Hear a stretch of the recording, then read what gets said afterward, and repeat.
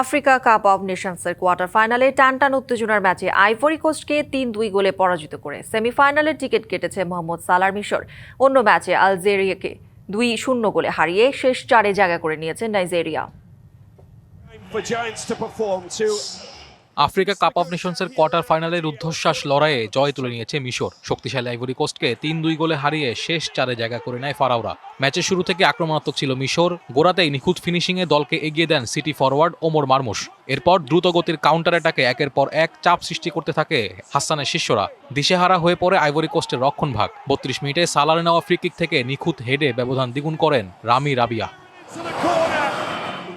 তবে প্রথমার্ধ শেষের ৫ মিনিট আগে রাইট ব্যাক আহমেদ আবুর আত্মঘাতী গোলে একটি গোল হজম করে মিশর। বিরতির পর আবারও নিয়ন্ত্রণ নেয় সালারা। ম্যাচের দ্বিতীয়ার্ধের ৫২ মিনিটে নিজের জাত চেনান মিশরের অধিনায়ক মো সালাহ। বাড়ানো পাসে জালের দেখা পায় সালার বল। ম্যাচের ৭৩ মিনিটে ডিফেন্সিভ ভুলের সুযোগ কাজে লাগিয়ে আইভরি কোস্টের দ্বিতীয় গোলটি করেন ২৩ বছর বয়সী গোয়েলা ডুয়ে।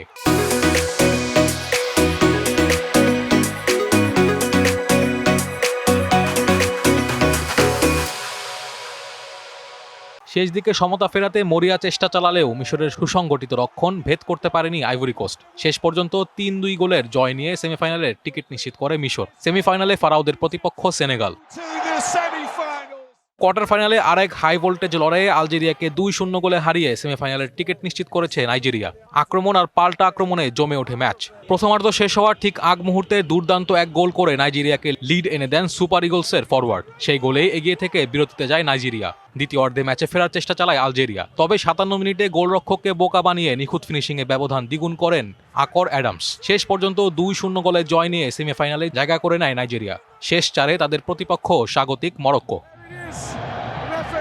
Naim Hamid, DBC news.